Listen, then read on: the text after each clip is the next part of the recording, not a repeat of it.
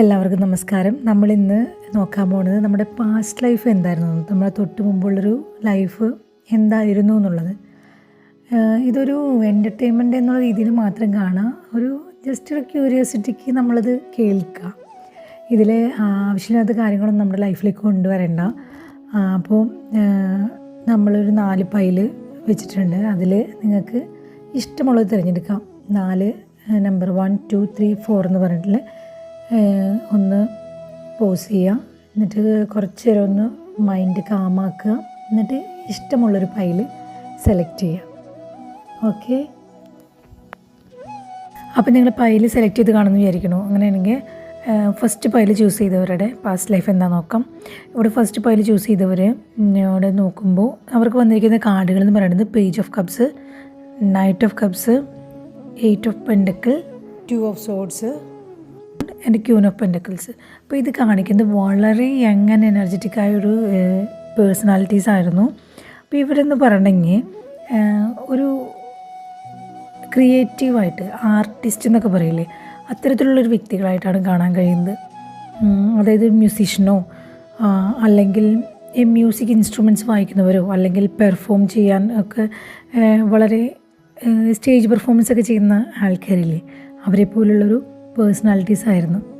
ഒരു ആർട്ട് സംബന്ധമായ കാര്യങ്ങൾ ഒരുപാട് താല്പര്യം ഉണ്ടായിരുന്ന വ്യക്തികളായിരുന്നു. വളരെ എനർജറ്റിക് ആയിരുന്നു, പാഷനേറ്റ് ആയിരുന്നു. പക്ഷേ ഇവർക്ക് ഇമോഷണൽ മെച്യൂരിറ്റി വളരെ കുറവായിരുന്നു. ഒരു ചൈൽഡിഷ് നേച്ചറിലെ കുട്ടിത്തം കൂടുതലുള്ള ഒരുതരം ക്യാരക്ടറായിരുന്നു ഇവർ. ഈ ഇമോഷണൽ മെച്യൂരിറ്റി കുറവുള്ളത് കൊണ്ട് തന്നെ ഇവരുടെ റിലേഷൻഷിപ്പിലും കാര്യത്തിലൊക്കെ വളരെയധികം ബുദ്ധിമുട്ടുകൾ നേരിടേണ്ടി വന്ന വ്യക്തികളാണ് ഇവർ. എന്ന് വെച്ചിട്ടുണ്ടെങ്കിൽ സൗഹൃദങ്ങളൊക്കെ ഒരുപാടുണ്ട്, എന്നിരുന്നാലും ഇങ്ങനെ അടിച്ചു പൊളിച്ച് നടക്കുന്നൊരു തരം ക്യാരക്ടറായിരുന്നു കഴിഞ്ഞൊരു ജന്മത്തിൽ. അപ്പോൾ അതുകൊണ്ട് തന്നെ ബന്ധങ്ങളിൽ അത്രത്തോളം കോൺസെൻട്രേറ്റ് ചെയ്യാതെ ഇങ്ങനെ പാഷനേറ്റ് ആയിരുന്നു. ഇവരുടെ കരിയറിലേക്കായിരുന്നു എപ്പോഴും ഫസ്റ്റ് പ്രയോറിറ്റി കൊടുത്തിരുന്നത്.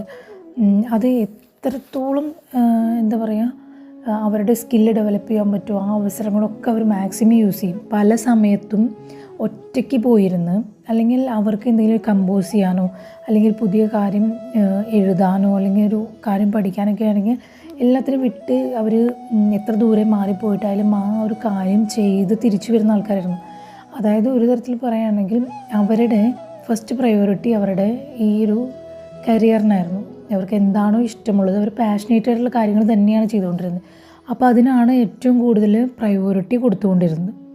അതുകൊണ്ട് തന്നെ ബന്ധങ്ങളും അതുപോലെ ചുറ്റുപാടുമുള്ളവർക്കും അത്രത്തോളം ഒരു ശ്രദ്ധ കൊടുക്കാനോ അതിൽ കുറേയധികം പോരായ്മകളും കാര്യങ്ങളൊക്കെ അവർ അത് മെയിൻറ്റെയിൻ ചെയ്യുന്നതിൽ വരുത്തിയിട്ടുണ്ട്. അത് ബോധപൂർവം ചെയ്യണതല്ല, അവർ അവോയ്ഡ് ചെയ്യണമെന്നോ അല്ലെങ്കിൽ ബന്ധങ്ങളെ മാറ്റി നിർത്തുന്നതല്ല. അവർ പാഷനേറ്റാണ്. അവർ ആ ഒരു കാര്യത്തിൽ മുഴുകിയിരിക്കുമ്പോൾ മറ്റെല്ലാം മറന്നു പോകുന്നൊരു വ്യക്തിത്വം. അത്രത്തോളം അവർ ആ ഒരു കാര്യത്തെ ഇഷ്ടപ്പെട്ട് ചെയ്തുകൊണ്ടിരുന്ന വ്യക്തിത്വങ്ങളായിരുന്നു. അതുപോലെ ട്രാവൽ ചെയ്യുക അവരുടെ കരിയർ സംബന്ധമായിട്ട് തന്നെയാണ്. ഒരുപാട് ട്രാവൽ ചെയ്യുകയും ഒരുപാട് ആൾക്കാരെ പരിചയപ്പെടുകയും ഒത്തിരി സ്റ്റേജ് പെർഫോമൻസുകൾ നടത്തുകയും ഒരുപാട് പ്രചോദനമാവുകയും ചെയ്തൊരു തരത്തിലുള്ള വ്യക്തിത്വം ആയിരുന്നു എന്ന് പറയണം. പിന്നെ അതുപോലെ തന്നെ മെറ്റീരിയലിസ്റ്റിക് കാര്യത്തിലും വളരെയധികം എന്താ പറയുക, ഈ ഒരു അധ്വാനം കൊണ്ട് തന്നെ സ്വന്തമായൊരു സാമ്രാജ്യം തന്നെ സൃഷ്ടിച്ച ആൾക്കാരാണ്. അവരുടെ ഒരു ലോകത്തിൽ അവരെന്തായിരുന്നു ആയിരുന്നത്, ഒരു പക്ഷേ മ്യൂസീഷ്യനായിരിക്കാം അല്ലെങ്കിൽ മ്യൂസിക് ഇൻസ്ട്രുമെൻ്റ് വായിക്കുന്നവരായിരിക്കും. അങ്ങനെയുള്ള വ്യക്തിത്വങ്ങളെയാണ് കാണുന്നത്. ഏതൊരു കാര്യത്തിലാണോ അവർ സ്കിൽഡ് ആയിരുന്നത് അല്ലെങ്കിൽ ഏതൊരു കാര്യത്തിലാണോ അവർ അറിയപ്പെട്ടിരുന്നത് അതിലവർ ഒരു രാജാക്കന്മാർ തന്നെയായിരുന്നു പറയണം. അവരുടെ സ്വന്തം സാമ്രാജ്യം ഉണ്ടാക്കിയ വ്യക്തികളായിരുന്നു. അപ്പോൾ നിങ്ങൾക്ക് ഊഹിക്കാം, അവർ മെറ്റീരിയലിസ്റ്റിക് ആയാലും മറ്റുള്ളവർ ഇൻഫ്ലുവൻസ് ചെയ്യുന്ന കാര്യത്തിലായാലും എല്ലാത്തിലും അവർ സ്വന്തം സാമ്രാജ്യം സൃഷ്ടിച്ച ആൾക്കാരായിരുന്നു. പക്ഷേ അവർ പലപ്പോഴും ബന്ധങ്ങളെ മെയിൻറ്റെയിൻ ചെയ്യുന്നതിലും ഒരു ഇമോഷണൽ മെച്യൂരിറ്റി കൊണ്ടുവരുന്നതിലും അതുപോലെ തന്നെ മെറ്റീരിയലിസ്റ്റിക് കാര്യങ്ങളൊക്കെ ഇങ്ങനെ നേടാൻ ഭയങ്കര ആഗ്രഹമായിരുന്നു. അങ്ങനെ നേടിക്കൊണ്ട് മുന്നേറിയ വ്യക്തികളായിരിക്കണം. ഒരുപക്ഷെ ഈ ഒരു ലൈഫിൽ ഈ ഒരു ഫയൽ സെലക്ട് ചെയ്ത ആൾക്കാർക്ക് മ്യൂസിക് സംബന്ധമായ എന്തെങ്കിലും കാര്യങ്ങൾ ചെയ്യുന്നതിൽ താല്പര്യം ഉണ്ടായിരിക്കാം, അല്ലെങ്കിൽ അതായിരിക്കാം ഫീൽഡ്. ആ ഒരു പാസ്റ്റ് ലൈഫിൽ നിന്ന് തീർച്ചയായിട്ടും ഒരു സോൾ ആ ഒരു കഴിവ് ക്യാരി ചെയ്ത് കൊണ്ടുവന്നിട്ടുണ്ട്. ഒന്നുമില്ലെങ്കിൽ നിങ്ങൾക്ക് മ്യൂസിക് കാര്യങ്ങൾ ഭയങ്കരമായിട്ട് ആസ്വദിക്കുന്ന വ്യക്തികളായിരിക്കണം ഈ പൈൽ നമ്പർ 1 ചൂസ് ചെയ്ത വ്യക്തികൾ. ഈ ഒരു ജന്മത്തിൽ ഒരുപക്ഷെ ഈ മെറ്റീരിയലിസ്റ്റിക് ആയ കാര്യങ്ങളിലൊക്കെ കുറച്ച് സ്ട്രഗിളൊക്കെ അനുഭവിക്കുന്ന ആൾക്കാരായിരിക്കണം. അതുപോലെ ഒരു ഇമോഷണൽ മെച്യൂരിറ്റി കൊണ്ടുവരാനും ബന്ധങ്ങളൊക്കെ നല്ല രീതിയിൽ കൊണ്ടു നടക്കാനും ഒക്കെ ആയിട്ടാണ് ഈ ഒരു ജന്മത്തിൽ വന്നിട്ടുള്ളത്. കഴിഞ്ഞ ജന്മത്തിൽ ഫുൾഫിൽ ചെയ്യാത്ത കുറേ കാര്യങ്ങളുണ്ട്. അപ്പോൾ അതിനെ ഫുൾഫിൽ ചെയ്യാൻ വേണ്ടിയിട്ടാണ് ഈ ഒരു ബർത്ത് എടുത്തിരിക്കുന്നത്. അപ്പോൾ ഇത് റെസനേറ്റ് ആയിട്ടുണ്ടെങ്കിൽ എടുക്കുക, അല്ലെങ്കിൽ ഇത് വിട്ടിട്ട് മറ്റൊരു പൈൽ കൂടി സെലക്ട് ചെയ്ത് നോക്കുക. അത് ഇപ്പോൾ ഉള്ളൊരു ലൈഫുമായിട്ട് എന്തെങ്കിലും നമുക്കൊരു കണക്ഷൻ കിട്ടുന്നുണ്ടെങ്കിൽ അപ്പോൾ അതായിരിക്കും നിങ്ങളുടെ പൈൽ എന്നുള്ള രീതിയിൽ എടുക്കുക. ഇതിന് ഒരുപാട് കാര്യങ്ങളൊന്നും ഉള്ളിലേക്ക് എടുക്കണ്ട. നിങ്ങൾക്കിത് റെസനേറ്റ് ചെയ്യുന്നുണ്ടോ, എന്തെങ്കിലും കണക്ഷൻ ഉണ്ടോ എന്ന് മാത്രം നോക്കുക. ഇതൊരു എന്താ പറയുക, ജസ്റ്റ് ഫോർ ക്യൂരിയോസിറ്റി എന്ന രീതിയിൽ മാത്രം എടുക്കുക. ആവശ്യമില്ലാത്ത കാര്യങ്ങളൊന്നും ഉള്ളിലേക്ക് എടുത്ത് അതിന് ചികഞ്ഞു പോകേണ്ട കാര്യമില്ല. അത് കേൾക്കുക, നമുക്ക് റെസനേറ്റ് ചെയ്യുന്ന കാര്യങ്ങൾ മാത്രം എടുക്കുക, അല്ലാത്തത് വിട്ട് കളഞ്ഞേക്കുക. ഓക്കെ, ഇനി ഈ സെക്കൻഡ് പൈൽ ചൂസ് ചെയ്തവരുടെ റീഡിങ് നമുക്ക് നോക്കാം. അപ്പോൾ സെക്കൻഡ് പൈൽ ചൂസ് ചെയ്തവർക്ക് വന്നിരിക്കുന്ന കാർഡുകൾ page of cups, page of sword, the magician, knight of pentacle, justice. Card റിവേഴ്സാണ് വന്നിരിക്കുന്നത്. പൈൽ നമ്പർ 2 സെലക്ട് ചെയ്തവരുടെ റീഡിംഗ് എന്ന് പറയുന്നത് ഇവരുടെ ഒരു പാസ്റ്റ് ലൈഫിൽ വളരെയധികം ബുദ്ധി സാമർഥ്യമുള്ളവരും കഴിവുകളുമുള്ള വ്യക്തിത്വങ്ങളായിരുന്നു. വളരെയധികം ഇൻ്റലക്ച്വൽ ആയിട്ടുള്ള വ്യക്തിത്വങ്ങളായിരുന്നു. ബുദ്ധി സാമർഥ്യം, അതുപോലെ തന്നെ ഇവരുടെ മാനിഫെസ്റ്റേഷൻ പവറൊക്കെ എടുത്തു പറയേണ്ട ഒരു കാര്യം തന്നെയാണ്. ഇവരുടെ ലൈഫിൽ എന്തൊരു കാര്യവും ഇവർ ആഗ്രഹിച്ച പോലെ നേടിയെടുത്ത വ്യക്തിത്വങ്ങളായിരുന്നു. ഇതിൽ കാണിക്കുന്നത് ഒരു എനർജി ഹീലേഴ്സോ മോട്ടിവേഷൻ സ്പീക്കേഴ്സോ മജീഷ്യൻസോ ഒക്കെ ആയിട്ടുള്ള ആൾക്കാരെയാണ് കാണിക്കുന്നത്. അപ്പോൾ ഇവരുടെ ഉയർന്ന ബുദ്ധി സാമർഥ്യവും കഴിവുകളും വെച്ചിട്ട് ഇവർ ഒത്തിരി കാര്യങ്ങൾ നേടിയിട്ടുള്ള വ്യക്തികളാണ്. ഒരുപാട് കാര്യങ്ങൾ പുതിയത് പഠിക്കാനും അത് മറ്റുള്ളവരെ പഠിപ്പിക്കാനും അതുപോലെ തന്നെ അത് ജീവിതത്തിൽ പകർത്താനും അവർ കൂടുതൽ കാര്യങ്ങൾ അതുപയോഗിച്ച് നേടാനും ഒക്കെ കഴിവുകളുണ്ടായിരുന്ന ആൾക്കാരായിരുന്നു. അതുകൊണ്ട് തന്നെയാണ് പറയുന്നത് മാനിഫെസ്റ്റേഷൻ കിങ് അല്ലെങ്കിൽ ക്യൂനായിരുന്നു അവർ, ആ വ്യക്തിത്വങ്ങൾ എന്ന് പറയുന്നത്. പക്ഷേ പലപ്പോഴും ഇവർ ഒരുപാട് പേരെ ഇൻഫ്ലുവൻസ് ചെയ്യുന്നു. ഇവർ ജീവിതത്തിൽ പല കാര്യങ്ങളും നേടിയെടുത്തുകൊണ്ടിരുന്ന വ്യക്തിത്വങ്ങളായിരുന്നു. അത് കൂടുതലും മെറ്റീരിയലിസ്റ്റിക് ആയിട്ടുള്ള കാര്യങ്ങൾ നേടി വന്നപ്പോൾ ഇവർക്ക് എന്ത് സംഭവിച്ചു എന്ന് വെച്ചിട്ടുണ്ടെങ്കിൽ കുറേ ഗ്രീഡിയായി. അതായത് വീണ്ടും ഈ മെറ്റീരിയലിസ്റ്റിക് കാര്യത്തിൽ വിജയിക്കണം അല്ലെങ്കിൽ പലതും നേടണം എന്നുള്ളൊരു തോന്നൽ ഇവർ ഉണ്ടായി. അത് പലപ്പോഴും അവരുടെ ഒരു സോൾ പർപ്പസിൽ നിന്ന് വ്യതിചലിക്കാൻ ഒരു കാരണമായിട്ടുണ്ടാവാം. അതായത് പണവും പ്രശസ്തിയും കാര്യങ്ങളൊക്കെ വന്നപ്പോൾ അത് കൂടുതൽ നേടണം എന്നുള്ള രീതിയിൽ അവർ എന്താണോ അവർ ചെയ്തുകൊണ്ടിരിക്കുന്നത്, ഇപ്പോൾ ഹീലേഴ്സൊക്കെ ആണെങ്കിൽ ആ ഒരു രീതിയിൽ കൃത്യമായിട്ട് അവർ എന്തിനാണോ ഉപയോഗിക്കേണ്ടത് അതിൽ നിന്ന് മാറിയതൊരു എനിക്ക് തോന്നുന്നു ഒരു ബിസിനസ് പർപ്പസ് എന്നുള്ള രീതിയിലേക്ക് കൊണ്ടുവന്നിട്ടുണ്ടാവാം. അപ്പോൾ ഇവിടെ കൃത്യമായിട്ട് കാണിക്കുന്നുണ്ട് അവർ ചെയ്യേണ്ട പല കാര്യങ്ങളും ചെയ്യാതെ അത് പൂർത്തിയാക്കാനായിട്ട് ഈ ഒരു ജന്മം എടുത്തു വന്ന ആൾക്കാരെയും കാണുന്നുണ്ട്. എന്താണെന്ന് വെച്ചാൽ ഇപ്പോൾ ഈ ഒരു ജന്മത്തിൽ അവർക്ക് ഈ മെറ്റീരിയലിസ്റ്റിക് ആയ കാര്യങ്ങളിൽ കുറച്ച് ബുദ്ധിമുട്ടുകളും കാര്യങ്ങളൊക്കെ ഉണ്ടാവാം. എന്നിരുന്നാലും അവരിപ്പോൾ പോയിക്കൊണ്ടിരിക്കുന്നത് അവരുടെ സോൾ പർപ്പസിലേക്ക് തന്നെയാണ്. അപ്പോൾ കുറച്ചൊക്കെ സ്ട്രഗിൾസും കാര്യങ്ങളും ഉണ്ട്. കാരണം കഴിഞ്ഞൊരു ജന്മത്തിൽ അവർക്ക് കിട്ടിയൊരു കഴിവുകൾ അവർ മിസ്യൂസ് ചെയ്തിട്ടുണ്ടെന്ന് തന്നെ പറയണം. തെറ്റായ രീതിയിൽ ഉപയോഗിച്ചിട്ടുണ്ട്. ഒരുപക്ഷെ അവർ ഹീൽ ചെയ്യേണ്ട ആൾക്കാരെ കൃത്യമായിട്ട് ഹീൽ ചെയ്യാത്തത് കൊണ്ടാണ് അവരിലൂടെ മുന്നോട്ട് വരേണ്ട ആൾക്കാരോ ഒരു സമൂഹമൊക്കെ ഉണ്ടായിരുന്നിട്ടുണ്ടാവാം. പക്ഷേ ഇവരതൊന്നും കാണാതെ ഇവരുടേതായ താല്പര്യങ്ങൾക്കും ഇവരുടേതായ നേട്ടങ്ങൾക്കും വേണ്ടി അവരുടെ കഴിവുകളെ ഉപയോഗിക്കുകയും അത് വെച്ച് അവർ എന്താ പറയുക ഭൗതികമായ കാര്യങ്ങൾ നേടുക മാത്രം ചെയ്തുകൊണ്ട് മുന്നേറുകയാണ് ചെയ്തിട്ടുള്ളത്. അപ്പോൾ ആ ഒരു ജന്മത്തിൽ നമ്മൾ ചെയ്യേണ്ടതായ പല കാര്യങ്ങളെയും പൂർത്തീകരിക്കാൻ അവർക്ക് കഴിഞ്ഞിട്ടില്ല.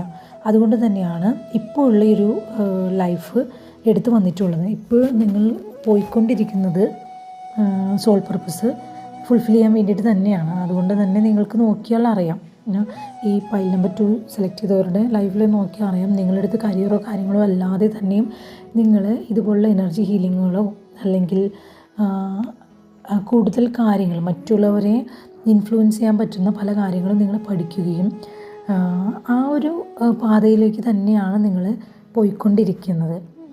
ഒരുപക്ഷെ ഈ ഒരു ജന്മത്തിൽ, കഴിഞ്ഞ ജന്മത്തിൽ എന്തൊക്കെയോ ബാക്കി വെച്ചത് പൂർത്തിയാക്കാൻ വേണ്ടിയിട്ട് വന്ന സോൾസ് ആയിരിക്കണം. അപ്പോൾ അത് ഫുൾഫിൽ ചെയ്യുക എന്നതാണ് ഈ ജന്മത്തിലെ സോൾ പർപ്പസ് എന്ന് എനിക്ക് തോന്നുന്നു.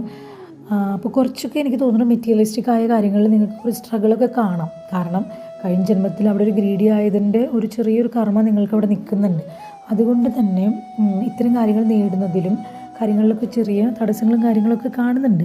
മെറ്റീരിയലിസ്റ്റിക് ആയ കാര്യങ്ങളിൽ നിങ്ങൾക്ക് ഇപ്പോൾ തടസ്സങ്ങൾ മാത്രമേ ഉള്ളൂ. പക്ഷേ നിങ്ങളുടെ സോൾ പർപ്പസ് ഫുൾഫിൽ ചെയ്യാൻ തുടങ്ങുന്നതോടുകൂടി നിങ്ങളുടെ ലൈഫും നിങ്ങളുടെ മെറ്റീരിയലിസ്റ്റിക് ആയ ലൈഫ് എല്ലാത്തിലും മാറ്റങ്ങൾ സംഭവിക്കും. അപ്പോൾ ഓക്കെ, ഫയൽ നമ്പർ 2 സെലക്ട് ചെയ്തവർക്ക് റീഡിങ് റെസനേറ്റ് ചെയ്തു എന്ന് കരുതുന്നു, ഇഷ്ടപ്പെട്ടു എന്ന് കരുതുന്നു.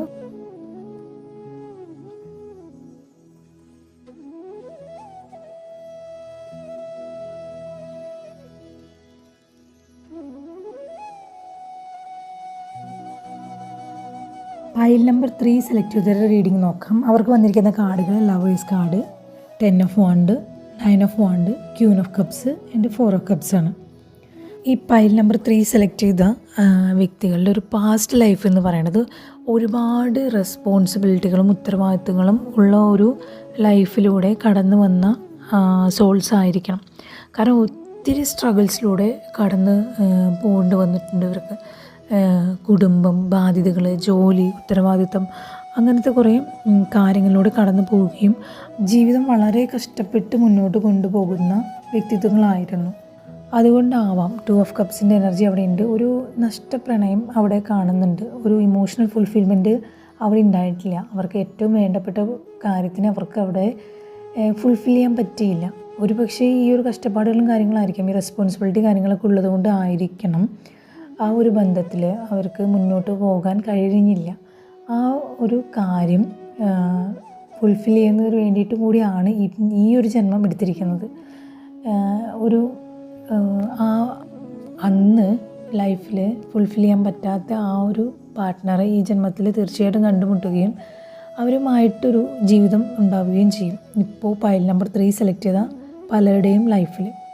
പിന്നെ ഇവരുടെ ഒരു കരിയറിനൊരു സ്പിരിച്വൽ ഗുരു അല്ലെങ്കിൽ ആസ്ട്രോളജർ എന്നുള്ള നിലയ്ക്കൊക്കെ കാണുന്നു. മറ്റുള്ളവർക്ക് ഉപദേശങ്ങൾ കൊടുക്കുകയും അവരെ നേർവഴിക്ക് കൊണ്ടുപോവുകയും ചെയ്തിരുന്ന വ്യക്തിത്വങ്ങളായിട്ട് കാണുന്നു ഇവർ.